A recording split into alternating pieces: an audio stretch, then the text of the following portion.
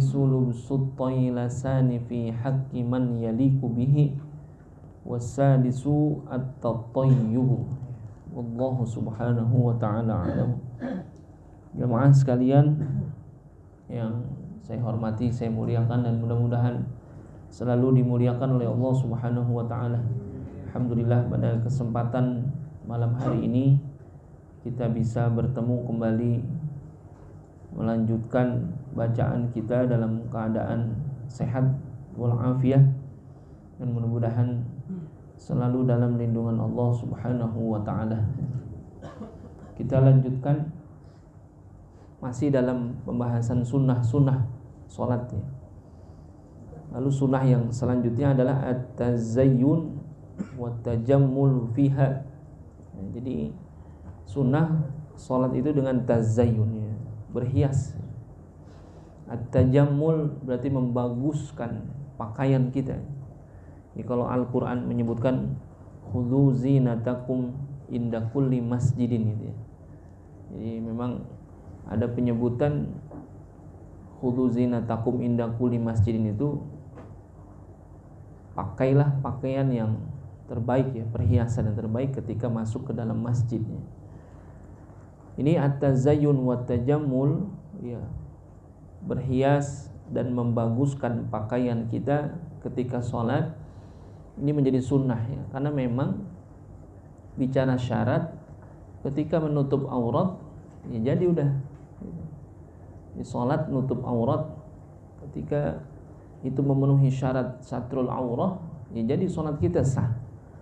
Tapi dalam sunnahnya adalah at-tazayyun wa tajammul ya, kita berhias dan membaguskan pakaian kita karena kita lagi munajat kepada Allah ya. Masa kondangan rapi ya, ngemsi rapi bener pakai jas, sembahyang sholat bagaimana ya gitu. Artinya ya kita sesuaikan dah, karena hakikat sholat itu kan bagian daripada munajatnya kita kepada Allah subhanahu wa ta'ala. Maka wajar ya ketika kita munajat kepada zat yang maha tinggi, yang maha suci, yang maha mulia ya, kita baguskan pakaian kita ya, kita berhias ya. Ya berhias di sini bukan dandan menor gitu. Nah, tapi berhias di sini memang nanti ada pembahasannya. Wadzalika bi umurin, yang demikian itu ada beberapa perkara yang termasuk tazayyun dan tajammul nih. Apa? Yang pertama adalah lubsul imamah ya. Memakai imamah. Imamah itu sorban. Nanti memang dalam tradisi kita sorban itu makanya di mana? Ya, di pundak gitu ya. Tapi memang ya, kalau bicara tradisi orang Arab yang namanya imamah, sorban makanya di mana? Pala. Itu taruh di pala. Lalu ada apa? Iqal. Kalau bahasa kita nyebutnya eagle. Iya, pakai eagle. Pakai udeng-udeng. Jadi sorbannya ditaruh di pala tuh.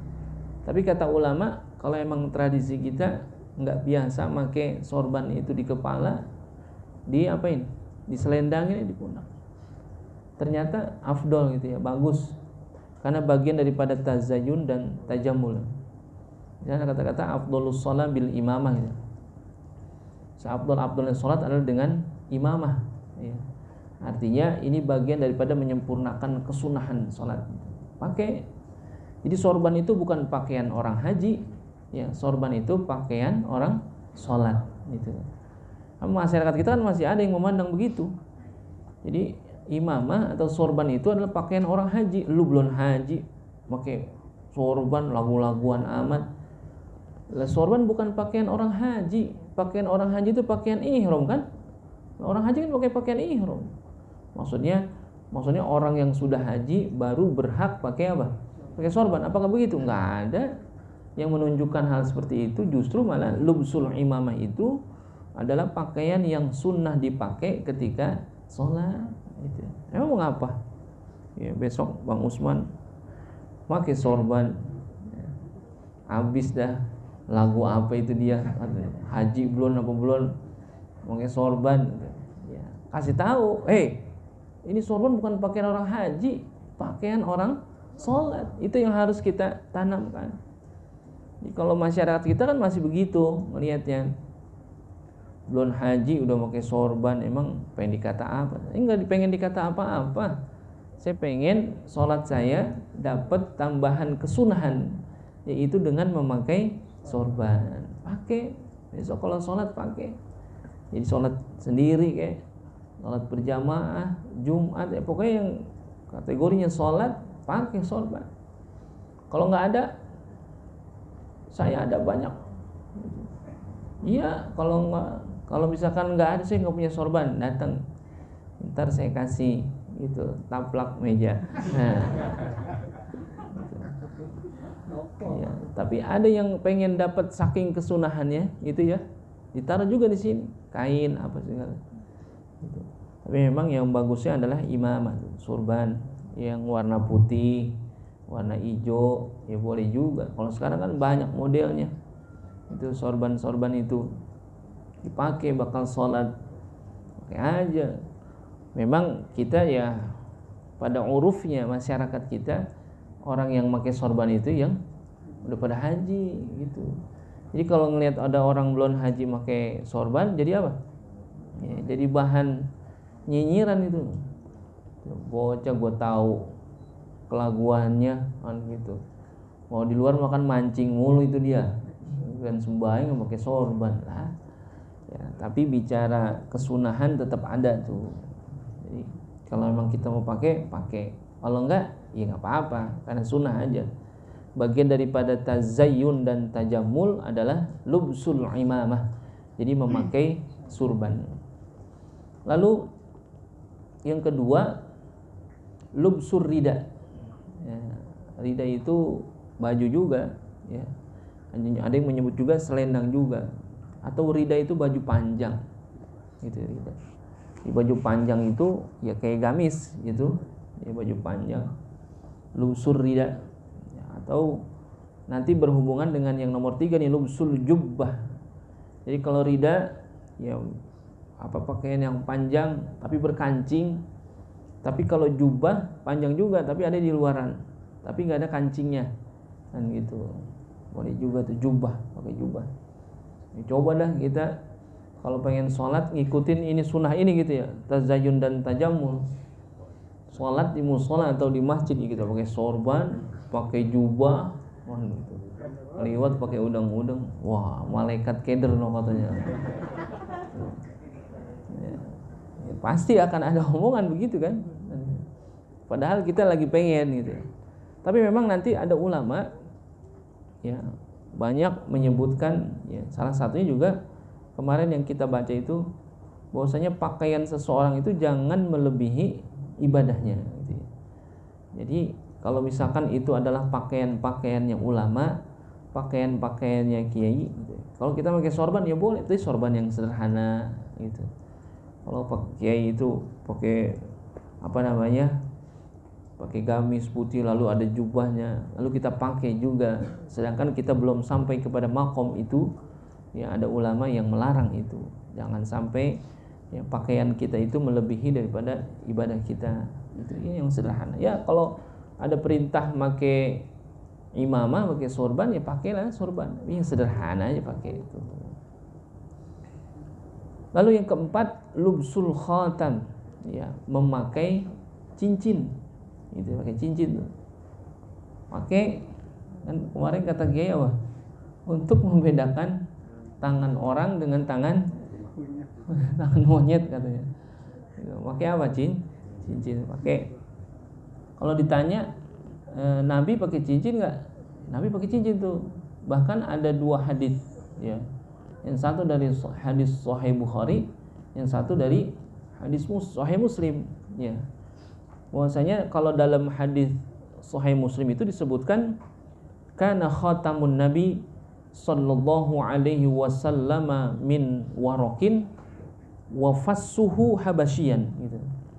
Jadi ada satu riwayat menyebutkan bahwasanya cincin ya nabi itu pakai cincin ya. Kana khatamun nabi sallallahu alaihi wasallam min warakin. Bahwasanya cincin nabi itu terbuat dari perak.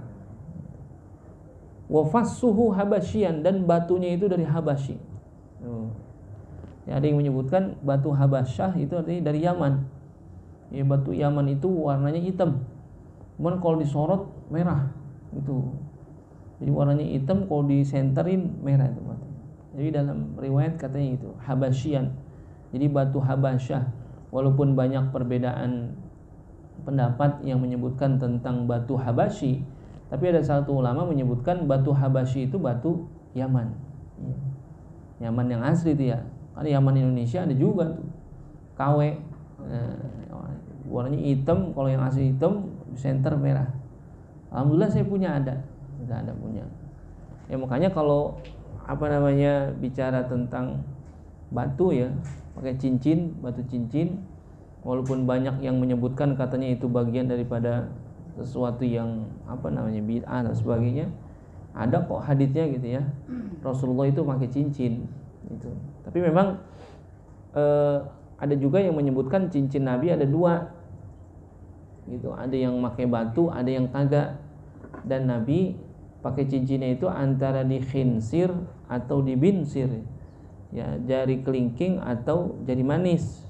Jadi kalau ada orang pakai cincin di jari tengah, telunjuk atau di jempol, itu hukumnya makruh saja. Jadi kesunahannya jari manis atau jari kelingking gitu. Jadi Nabi pernah pakai cincin antara jari manis sama jari kelingking gitu. Jari manis sama kelingking. Kayak saya pakai dua, satu jari kelingking, yang satu jari manis, yang kanan di kelingking, satu yang pakai atu boleh juga. Asal jangan kagak pakai gitu. Ntar dikata apa? Ya mudah-mudahan dapat sunahnya. Maksudnya sunah yang lain kita belum bisa dah ngikutin, berat gitu ya. Yang ringan-ringan aja deh, pakai cincin kan, itu lumayan juga. Ya. Itu sunnah saja ya. Jadi memakai cincin ketika sholat ya sunnah. Nabi cincin yang satu dalam riwayat memang ada tulisan itu Muhammad Rasulullah sebagai stempel ya fungsinya. Jadi Nabi kalau nulis surat gitu ya, lalu ada capnya gitu. Ini kan pernah Rasulullah ketika ngirim surat kepada Raja Romawi, itu ada stempel dalam riwayat, stempelnya itu adalah cincin Nabi yang ada tulisannya Muhammad Rasulullah. Makanya ketika Rasulullah masuk ke kamar mandi, Rasulullah itu melepas cincinnya. Kenapa? Karena di cincinnya itu ada tulisan Allah ya, Muhammad Rasulullah. Jadi kalau berwudu itu cincin itu dibuka atau enggak? Ternyata boleh dibuka, boleh kagak. Kalau kagak dibuka lagi wudu, cincin kita itu ditahrik. Ya, tahrik itu artinya digerak-gerakan. Itu biar supaya di sela-sela yang kita pakai cincin itu wudu kita masuk. Jadi boleh aja. Jadi nggak masalah wudu cincinnya nggak dibuka, nggak apa-apa. Yang penting ditahrik tuh, digerak-gerakin. Pakai dah. Pakai. Ya ganti-gantian, kalau ada yang banyak ya ganti-gantian. Kadang ada pakai itu mulu dipakai. Nggak apa-apa. Ini saya dikasih nih batu apa namanya, cakep ini. Kadang warnanya hijau, kadang dia kuning, kadang dia ungu, kadang dia pink. Saya juga heran. Gitu. Ini kok saya tanya sama ahli-ahli batu, ini batu apa namanya? Kok ini kalau sekarang nih lagi warnanya rada kekuningan, tapi kadang dapetin hijau. Kalau lagi hijau cakep hijaunya, sampai ungu, ada ke pink-pinkan gitu. Saya tanya ahli itu ada batu apa, dia bilang namanya. Dia juga kagak tahu. Padahal ahli batu, dia kagak tahu. Waktu lu ngapa disebut ahli batu lu kok kagak tahu? Itu juga ya saya demen ini kecil gitu, nggak terlalu gede, kita pakai gitu. Ya nggak apa-apa, jadi bukan bagian daripada syirik. Lah emang kita percaya sama batu lah? Kagak. Kecuali kita percaya sama batu nih. Saya kalau pakai cincin ini hoki aja dah bawaannya. Mancing dapat mulu nih kalau pakai cincin ini. Dan misalkan begitu lah, itu namanya syirik. Lah ini mah kagak. Karena bagian daripada ada kesunahan ya pakai cincin.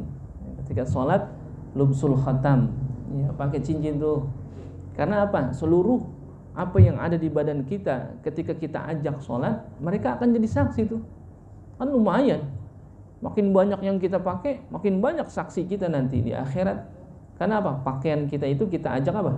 Sholat. Cincin kita ajak sholat, jam tangan kita ajak sholat, sorban kita pakai bakal sholat itu sorban nanti jadi saksi.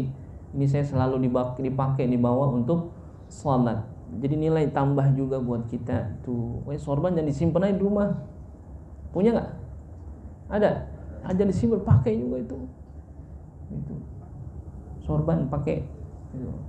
Cincin pakai, apa aja pakai dah. Kan gitu. Ajak sholat biar supaya apa? Ya, dia jadi saksi nanti di akhirat. Gitu. Lalu yang kelima, lubsut toilasani fi haqqi man yaliku bihi. Ya. Memakai toilasan. Jadi kalau dalam Al-Munawwir itu toilasan adalah jubah warna hijau. Ya maksudnya ini adalah pakaian yang dipakai bukan orang yang biasa gitu. Fi haqqi man yaliku bihi. Ini pada hak orang yang layak untuk memakainya. Ya seperti kayak imam-imam besar itu kan ada apa ya? Ada jubahnya lagi tambahan itu. Jadi ini memang fi haqqi man yaliku bihi. Bagi orang yang layak pakai itu. Kalau nggak layak jangan dipakai. Itu kan ada apa namanya, kayak jubahnya imam-imam besar Masjidil Haram ya. Ada warna hitam lalu ada garis emasnya. Kalau kita nggak kepansi jangan pakai gitu. Kalau ulama-ulama imam-imam besar pakai dah, itu bagus, afdol itu.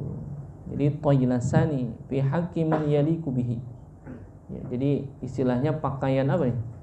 Pakaian kebesaran. Cuman nggak bagus juga ya pakaian kebesaran. Kombro banget gitu. Kebesaran, kekecilan kagak bagus, kebesaran kagak bagus. Maksud pakaian kebesaran itu pakaian yang ya dipakai dalam momen-momen tertentu saja gitu ya. Tapi memang ada beberapa masjid itu nyediain itu ada. Jadi buat imam tuh ya, saya lihat ada di ruang imam itu, di lemari kaca itu tersimpan rapi, ada toilasan itu, ada apa? Jubah ya.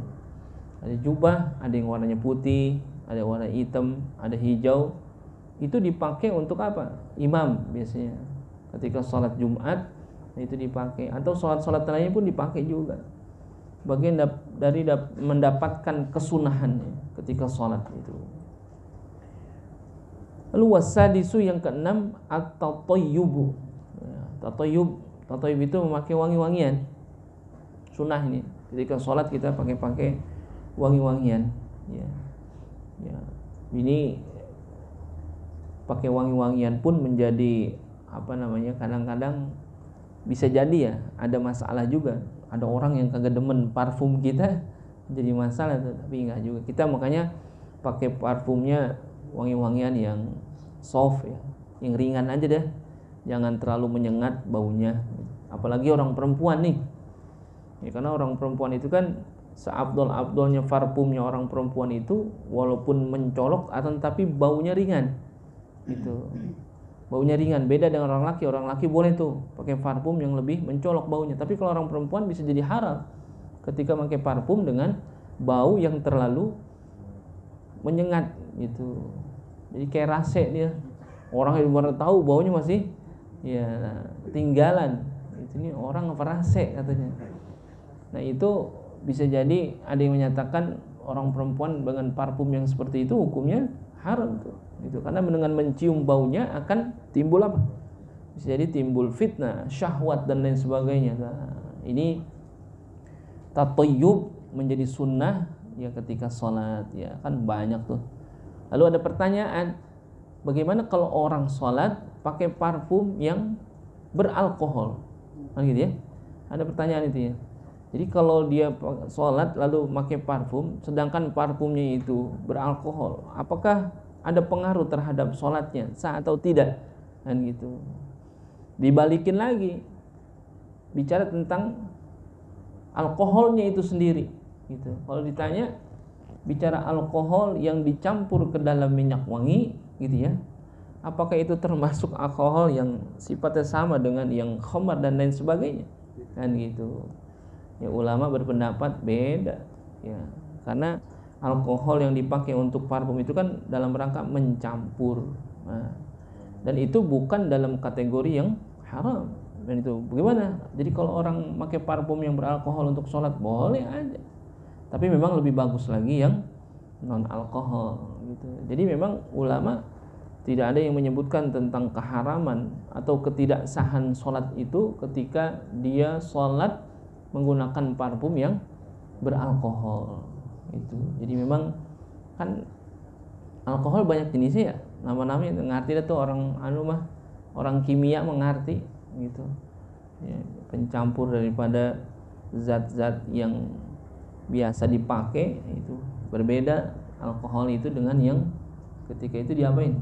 Menjadi khamar, beda itu. Jadi at-tatayyub ya memakai wangi-wangian itu hukumnya sunnah, dan kesunahannya ini juga menjadi utama gitu ya. Ya apalagi sholat Jumat ya di siang hari yang panas berkeringat ya, orang banyak di samping kita, menjadikan orang lain itu tidak khusyuk sebab kita, atau bisa jadi kita enggak khusyuk sebab dia.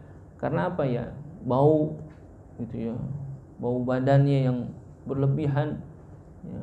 Jadi untuk menghindari itu apa ya? At-tatayyub, pakai wangi-wangian yang enak gitu, yang orang menjadi nyaman gitu. Tapi jangan yang terlalu mencolok juga. Itu bagian daripada kesunahan di dalam salat. Ya, tadi disebut at-tazayyun wa tajammul ya, berhias dan membaguskan ya pakaiannya dirinya ketika sholat, yaitu dengan surban ya, dengan rida ya, dengan jubah, khatam cincin, lalu dengan jubah yang berwarna, atau juga dengan tatayyub memakai wangian. Ini bagian daripada sunnah-sunnah sholat yang bisa kita amalkan dalam kehidupan kita sehari-hari ketika sholat. Jadi ini jadi pelajaran buat kita, karena bisa jadi kita lebih tazayyun dan lebih tajamul ketika bertemu makhluk dibandingkan ketika kita mau menghadap Allah Subhanahu wa taala. Itu jadi pelajaran buat kita. Jadi kita menganggap ringan kadang-kadang.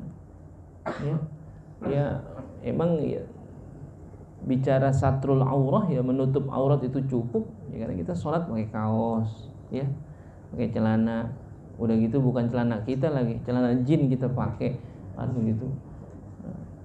Tapi bagaimana? Ya boleh aja, tapi bicara adab memang lebih bagus adalah dengan tazayyun dan tajammul. Artinya pakaian sholat kita bedain dengan pakaian hari-harian kita. Orang dulu kan sampai begitunya ya, ketika aktivitas apa-apa dia bawa sarung, dia bawa baju koko, nanti lempengan sholat dia ganti dulu karena saking apiknya gitu.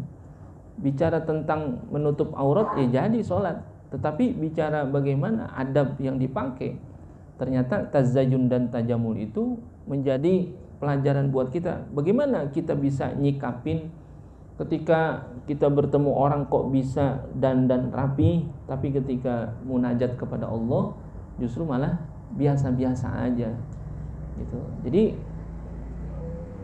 bisa dikatakan kita menganggap biasa-biasa saja kepada Allah gitu, tetapi menganggap luar biasa kepada makhluk. Kan itu terjadi ya sama kita. Ya udahan kalau mau ketemu calon mertua, luar biasa itu ya. Iya, Pik. Loh iya. Aduh gitu. Rapinya luar biasa gitu. Tapi bagaimana ketika sholat kita enggak jaga itu tazayyun dan tajammul. Wallahu subhanahu wa ta'ala a'lamu. Sedikit saja malam hari ini karena memang kita akan sambung